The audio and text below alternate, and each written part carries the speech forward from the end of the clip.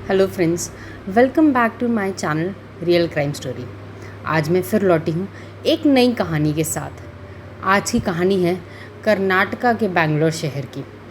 कर्नाटका में बेंगलोर शहर के दक्षिण में होली माऊ कॉलोनी में 32 साल का सतीश कुमार गुप्ता अपनी पत्नी प्रियंका गुप्ता के साथ रहता था। वह दोनों वेल एजुकेटेड थे और वह दोनों ही जॉब करते थे। सतीश कुमार गुप्ता इन्फोसिस कंपनी में एचआर डिपार्टमेंट में मैनेजर था। वही प्रियंका गुप्ता भी बेंगलोर में ही दिल्ली पब्लिक स्कूल में टीचर थी। प्रियंका वहाँ मैथमेटिक्स पढ़ाती थी। उस समय उनकी कोई संतान नहीं थी, लेकिन वे दोनों फिर भी अपने किराए के घर में बहुत खुश थे। हालांकि कुछ महीनों पहले ही उन्होंने एक प्लॉट भी खरीदा था, जहाँ पर वह अपना खुद का घर बनवाने वाले थे। यानी उनकी ज़िंदगी में सब कुछ ठीक चल रहा था। और फिर 10 अगस्त 2010 को सतीश हर रोज़ की तरह सुबह 5 बजे उठता है। वह अपने जूते वगैरह पहनकर रेडी होता है। फिर 5:40 पर वो जॉगिंग करने के लिए घर से निकल जाता है। जॉगिंग करना उसके डेली रूटीन में शामिल था।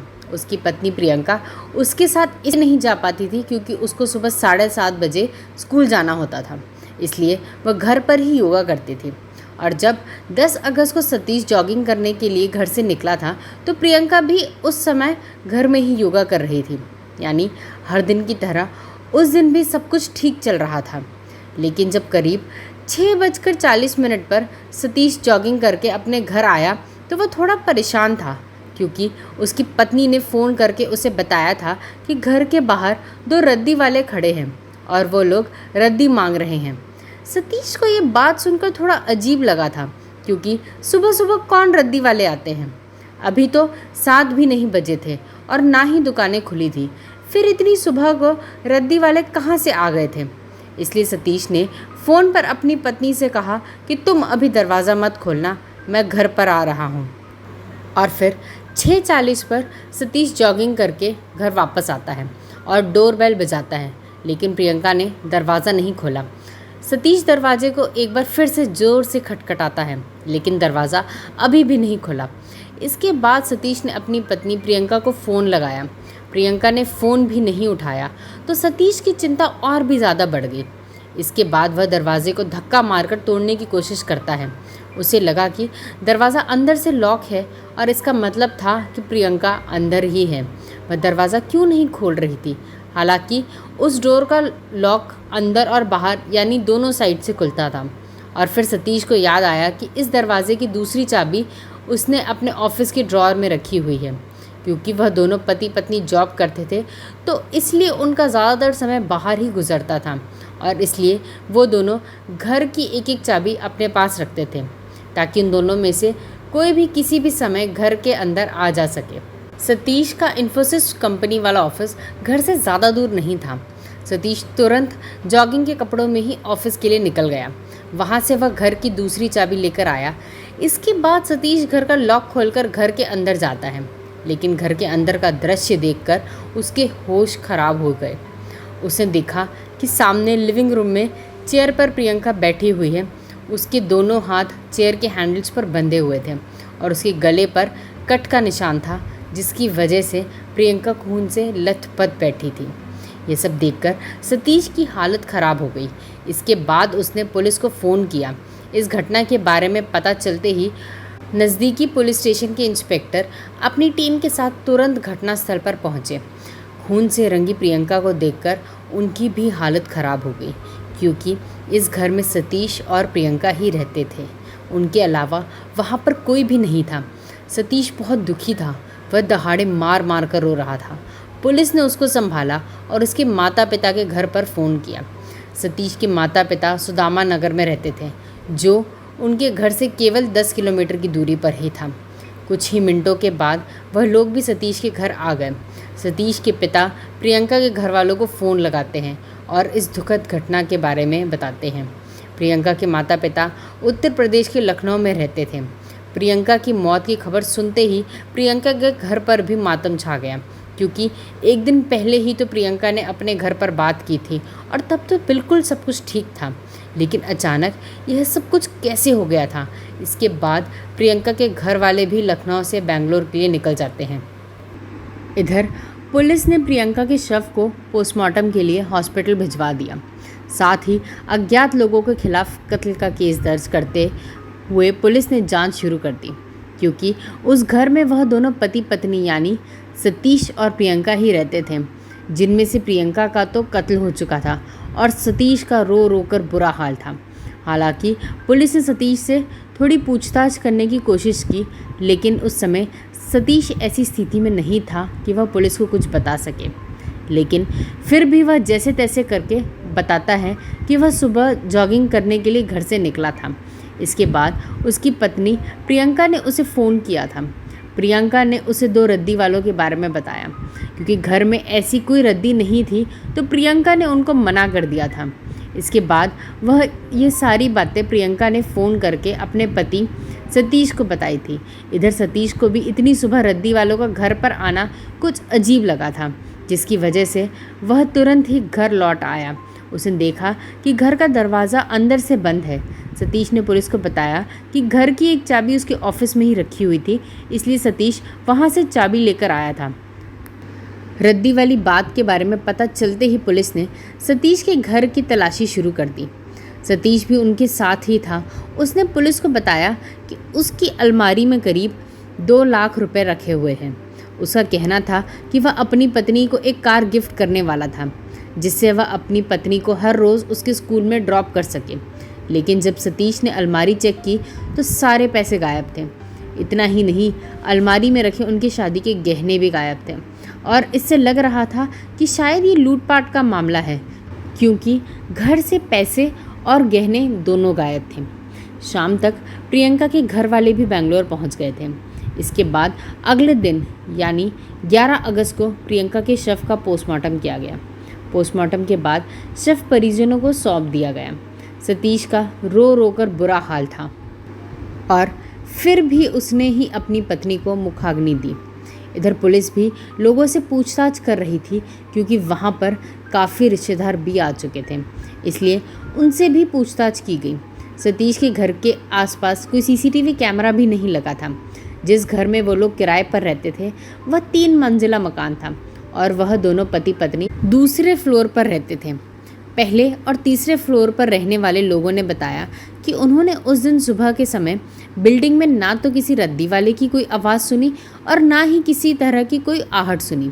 इस बात से लग रहा था कि लुटेरे बहुत शातिर रहे होंगे, क्योंकि यह घटना बेंगलोर जैसे शहर में सुबह के समय घटी थी, इसलिए मीडिया में खबरें चलने लगी थीं। पुलिस जांच पर भी सवाल खड़े होने लगे थे, लेकिन फिर भी पुलिस पूरी मेहनत और लगन से इस केस की जांच में जुटी रही। इधर सतीश गुप्ता पत्नी के अंतिम संस्कार के बाद पुलिस स्टेशन के बाहर धरने पर बैठ गया। उसका कहना था कि जब तक पुलिस उसकी पत्नी के कातिलों को पकड़ नहीं लेती, तब तक वह यहीं पुलिस स्टेशन के सामने ही बैठा रहेगा। पुलिस उसको समझाती है कि आप अपने घर जाओ, हम लोग इन्वेस्टिगेशन कर रहे हैं और हम आपको भरोसा दिलाते हैं कि हम जल्द ही अपराधियों को पकड़ लेंगे। लेकिन सतीश पुलिस की बात मानने को तैयार नहीं था। यानी जहां एक तरफ पुलिस इस केस की जांच को लेकर परेशान थी, क्योंकि उन्हें कोई भी सुराग नहीं मिल रहा था, और दूसरी तरफ मृतका का पति थाने के बाहर धरने पर बैठ गया था। ये सारी बातें मीडिया में भी बहुत सुर्खियां बटोर रही थी। साथ ही न्यूज़पेपर्स की हेडलाइन भी बनी रही थी, जिससे लोगों की हमदर्दी सतीश के प्रति ज़्यादा बढ़ने लगी। इधर पुलिस ये जानने की कोशिश कर रही थी कि सतीश और प्रियंका के बीच रिश्ता कैसा था, क्या उनमें कोई लड़ाई झगड़ा तो नहीं चल रहा था। लेकिन पूछताछ करने पर पता चला कि उनके बीच ऐसा कुछ भी नहीं था। प्रियंका के स्कूल से लेकर सतीश के इन्फोसिस कंपनी के एम्प्लॉय तक सबसे बात की गई, लेकिन फिर भी कोई सुराग नहीं मिला। धीरे धीरे दिन बीत रहे थे, पुलिस भी परेशान थी। इधर सतीश भी थाने के बाहर धरने पर बैठा हुआ था। यह कत्ल 10 अगस्त यानी मंगलवार को हुआ था, लेकिन फिर अचानक 13 अगस्त की शाम को कई पुलिस वाले थाने के बाहर आते हैं। थाने के बाहर सतीश बैठा था। पुलिस वाले उससे कहते हैं कि चलो तुम पुलिस स्टेशन के अंदर चलो। पुलिस उसे पकड़कर थाने में ले जाती है और एक बार फिर उससे पूछताछ की जाती है, और सतीश ने जो भी बयान इससे पहले दिए थे, पुलिस उसी के आधार पर सारी चीज़ें एक एक करके उसके सामने रखती है। सतीश के बयान के अनुसार 10 अगस्त की सुबह 5:45 के आसपास वह जॉगिंग करने के लिए घर से निकलता है और फिर 6:40 पर वह घर पहुंचा। इसी बीच सतीश के फ़ोन पर उसकी पत्नी का फ़ोन आया, जिसमें उसने रद्दी वाले के आने की बात सतीश को बताई थी। सतीश के अनुसार उसने पत्नी से कहा था कि तुम दरवाज़ा मत खोलना, मैं घर पर आ रहा हूँ। लेकिन जब पुलिस ने सतीश और प्रियंका की कॉल डिटेल्स खंगाली तो पता चला कि प्रियंका ने 5:55 के आसपास सतीश को फ़ोन किया था। यानी इस हिसाब से सतीश प्रियंका के फ़ोन करने के 45 मिनट बाद घर आया था, जबकि सतीश को तुरंत घर आ जाना चाहिए था। हालांकि ऐसा भी नहीं था कि वह जॉगिंग करने के लिए कहीं दूर गया हो, वह घर के नीचे ही थोड़ी दूर पर जॉगिंग करता था। इसके अलावा सतीश के अनुसार जब वह घर पर आया तो दरवाज़ा अंदर से लॉक था। उसने डोर बेल बजाई, प्रियंका को कॉल भी किया, लेकिन प्रियंका ने दरवाज़ा नहीं खोला। इसके बाद वह घर की दूसरी चाबी लाने के लिए अपने ऑफिस चला गया, लेकिन ऑफिस के अंदर जाने के लिए कंपनी के एम्प्लॉयज़ के पास एक कार्ड होता है। पहले सिक्योरिटी गार्ड उस कार्ड को चेक करता है, फिर बिल्डिंग के मेन एंट्रेंस पर भी कार्ड को पंच करते हैं। बिल्डिंग में एंटर करने के बाद ऑफिस के अंदर भी कार्ड को पंच करना पड़ता है, लेकिन सतीश तो जॉगिंग करने के लिए घर से निकला था, इसलिए वह तो अपने साथ सिर्फ अपना फ़ोन ही लेकर जा सकता था। पुलिस का कहना था कि अगर मान भी लिया जाए कि सतीश का पर्स भी उसके पास ही था, साथ ही उसके पर्स में ऑफिस कार्ड भी था, तो ऑफिस में पूछताछ करने पर और कैमरा चेक करने पर पता चला सतीश उस दिन ऑफिस के अंदर आया ही नहीं था। वह बिल्डिंग के बाहर ही थोड़ी देर तक टहल रहा था और फिर वहां से चला गया। इसके अलावा सतीश के अनुसार उसने ऑफिस के अंदर जाकर ड्रॉअर से चाबी निकाली थी, लेकिन पुलिस का कहना था कि वहां पर उसका कार्ड पंच ही नहीं हुआ था और ना ही वहां उसकी कोई एंट्री थी। तो फिर सतीश को बिल्डिंग के बाहर ही चाबी कैसे मिल गई थी? इसके बाद जब वह चाबी लेकर घर पर आया और दरवाज़ा खोलकर घर में एंटर हुआ, फिर उसने पुलिस को फ़ोन किया और जब पुलिस घटनास्थल पर पहुंची थी उस समय वहां सतीश के अलावा कोई भी नहीं था। यानी पड़ोस के लोगों को भी पुलिस के आने के बाद ही पता चला था कि सतीश के घर में कुछ हुआ है। पड़ोसियों का कहना था कि उन्हें बिल्डिंग में किसी तरह का कोई शोर नहीं सुनाई दिया था। उनका कहना था अगर रद्दी वाला यहाँ पर आया होता तो वह सबके घरों में जाता, बल्कि सबसे पहले तो वह ग्राउंड फ्लोर का दरवाज़ा खटखटाता। यानी पड़ोसियों के अनुसार कोई भी बाहरी व्यक्ति उस दिन सुबह के समय उस बिल्डिंग में नहीं आया था। जब पुलिस ने उन दोनों पति पत्नी की कॉल डिटेल्स निकलवाई थी तो उनकी लोकेशंस भी चेक की गई थी। लोकेशन से पता चला कि प्रियंका और सतीश उन दोनों के फ़ोन एक ही टावर की रेंज में थे, यानी उनकी लोकेशन एक ही जगह पर थी और वह जगह कहीं और नहीं बल्कि उनका घर ही था। और इसका मतलब यह था कि उस दिन जब प्रियंका की हत्या हुई थी तो उस समय सतीश घर पर ही था। इस तरह सतीश के दिए गए सारे बयान भी उसको ही शक के घेरे में ला रहे थे। इसलिए तो पुलिस भी यही चाहती थी कि कई दिनों से धरने पर बैठे सतीश थाने के बाहर ही बैठा रहे, वह वहाँ से कहीं ना जाए, क्योंकि पुलिस को शुरू से सतीश पर ही शक था। क्योंकि घर में सतीश के अलावा ज़बरदस्ती किसी और के आने के कोई सबूत नहीं मिले थे। और तो और घर के अंदर से पुलिस को एक जोड़ी ग्लव्स, जूते, एक बिना स्लिप वाला जैकेट और उस जैकेट के अंदर से एक सिगरेट का पैकेट भी मिला। घटना वाले दिन पुलिस को यह भी पता चला कि सतीश के पैर में मोच आई है, जिसकी वजह से वह थोड़ा लंगड़ा कर चल रहा था। हालांकि उसे छिपाने के लिए उसने भारी भरकम जूते पहने हुए थे। इधर पोस्टमार्टम में पता चला कि प्रियंका के गले को किसी रस्सी से घोटा गया था और फिर उसके गले पर चाकू भी चलाया गया था। उसके पेट पर भी कई घाव के निशान थे। इसके अलावा प्रियंका के शरीर पर कहीं और चोट का कोई निशान नहीं था। यानी अगर घर में लुटेरे आए होते और प्रियंका उनका विरोध करती तो उसके शरीर के कई हिस्सों में चोट लगी होती, लेकिन ऐसा नहीं था। और सतीश के बयान के अनुसार घर में पैसे और गहने रखे हुए थे। लेकिन जब पुलिस ने सतीश के धरना प्रदर्शन के दौरान उसके घर जाकर तलाशी ली तो उन्हें बड़ी आसानी से एक जगह पर वह कैश मिल गया। जब वह पैसे पुलिस को इतनी आसानी से मिल गए थे तो फिर लुटेरों ने उन पैसों को क्यों छोड़ दिया था? इसके अलावा जब प्रियंका का शव हॉस्पिटल पहुंचाया गया तो उस दौरान प्रियंका की सोने की बाली, अंगूठी, गले में मंगलसूत्र जैसे कीमती गहने बिल्कुल सुरक्षित थे। लुटेरों ने जब घर से पैसे और गहने लूटे थे तो फिर प्रियंका के पहने हुए गहने और वह कैश क्यों छोड़ दिए थे? इन सब चीज़ों से पुलिस का शक सीधा सतीश पर ही जा रहा था। पुलिस ने थाने में जब यह सारी चीज़ें सतीश के सामने रखी और उससे कड़ाई में पूछताछ की तो वह जल्द ही टूट गया और उसने अपना जुर्म स्वीकार कर लिया। उसने बताया कि प्रियंका का कत्ल उसने ही किया, लेकिन अब सवाल यह था कि आखिर सतीश ने अपनी पत्नी का कत्ल क्यों किया। दरअसल सतीश और प्रियंका अग्रवाल की शादी सन 2007 में हुई थी। पूछताछ के दौरान सतीश ने पुलिस को बताया कि उनकी अरेंज मैरिज हुई थी, लेकिन उन दोनों की शादी एक दूसरे की मर्जी से हुई थी। सतीश बैंगलोर का ही रहने वाला था, जबकि प्रियंका उत्तर प्रदेश की रहने वाली थी। सतीश ने पुलिस को ऑन रिकॉर्ड बताया कि शादी के कुछ दिन बाद ही उनके घर में झगड़े शुरू हो गए थे।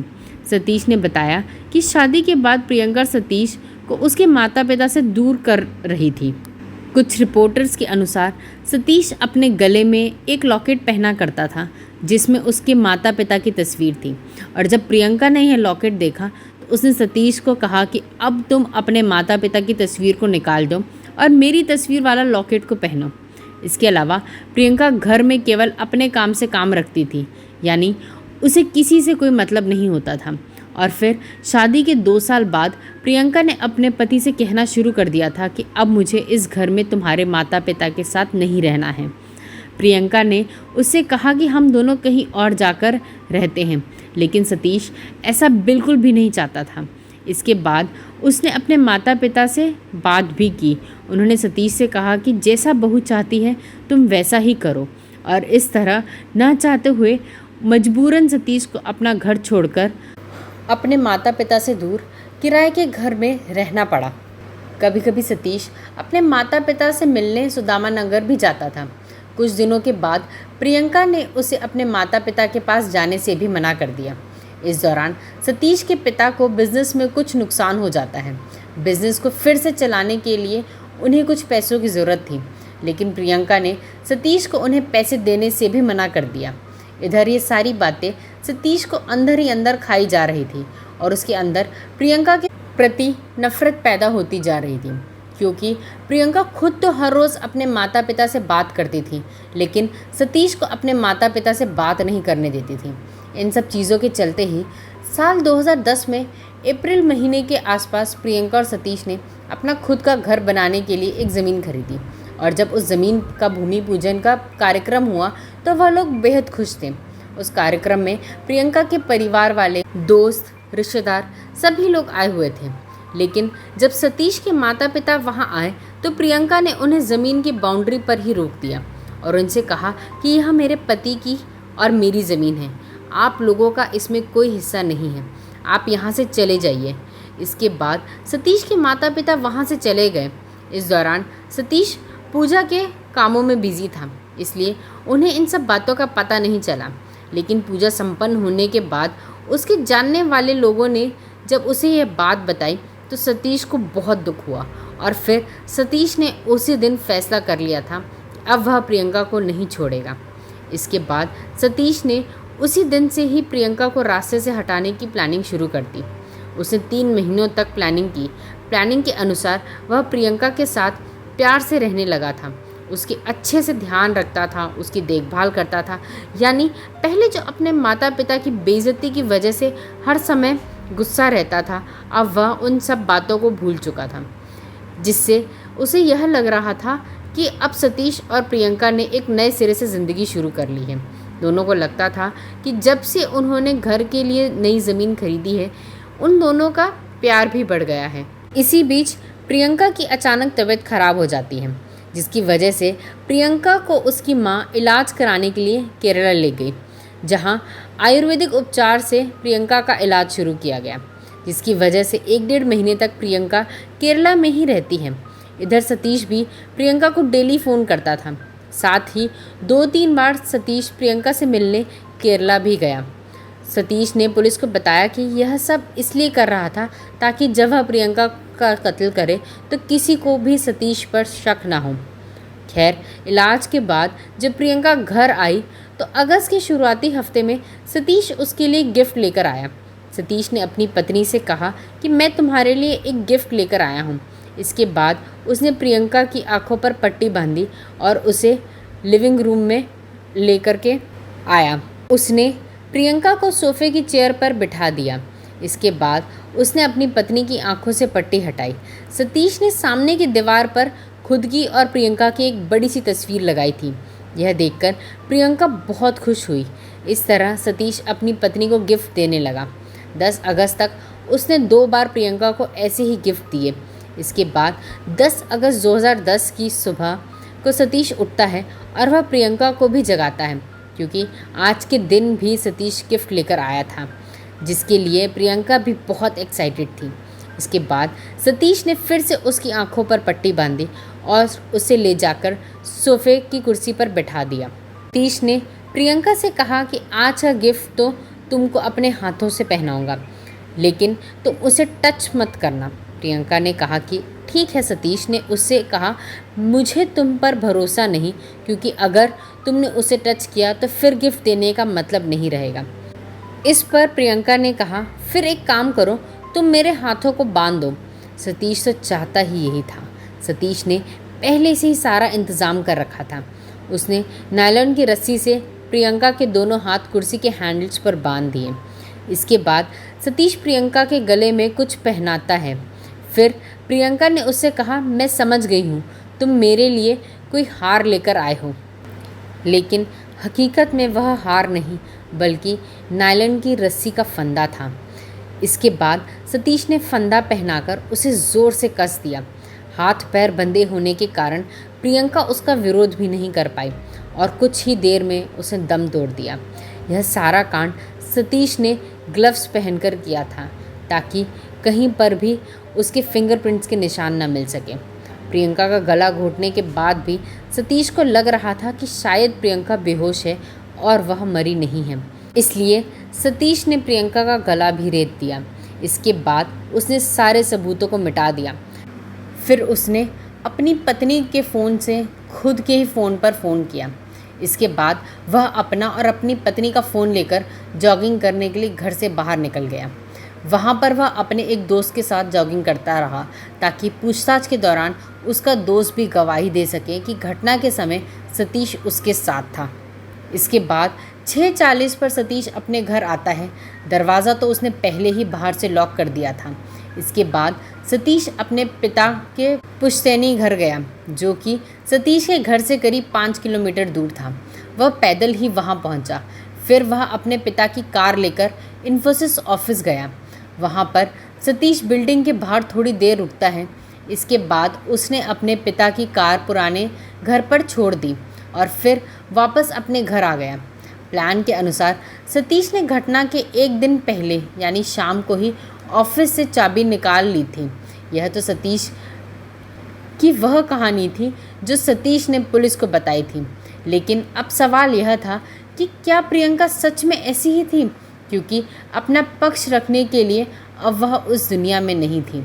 लेकिन फिर भी ऐसा हो तो नहीं सकता कि सारी गलती प्रियंका की हो और सतीश बिल्कुल दूध का धुला हो, क्योंकि अगर वह ऐसा होता तो प्रियंका को डिवोर्स भी तो दे सकता था और उसे मारने की क्या ज़रूरत थी।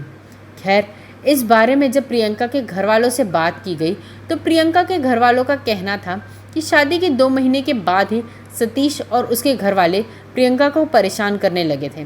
वह लोग प्रियंका को मेंटली टॉर्चर करते थे। हर एक छोटी से छोटी बात पर उसको डांटते थे, उस पर गुस्सा करते थे। अगर रोटी गोल नहीं बनती थी तो उस पर भी वह लोग उसे उल्टा सीधा बोलते थे। और तो और सतीश भी अपने माता पिता की ही साइड लेता था, यानी एक तरफ पूरा परिवार था, वही प्रियंका अकेले ही सब कुछ झेल रही थी। हालांकि प्रियंका रोते हुए कई बार अपने माता पिता को ये सारी बातें बताती थी, लेकिन वह लोग कहते थे कि बेटा, तुम्हारी नई नई शादी हुई है, तुम्हें उनके घर में एडजस्ट करके रहना पड़ेगा। प्रियंका घुट घुट कर जी रही थी। शादी के 2 साल बीत जाने के बाद भी उनके बीच सब कुछ वैसे का वैसा ही था, यानी हर रोज़ ससुराल वाले ताने मारते थे। और जब प्रियंका बिल्कुल टूट चुकी थी तो उसके माता पिता ने कहा कि वह लोग तो नहीं सुधरेंगे, इसलिए तुम अपने पति के साथ कहीं और शिफ्ट हो जाओ।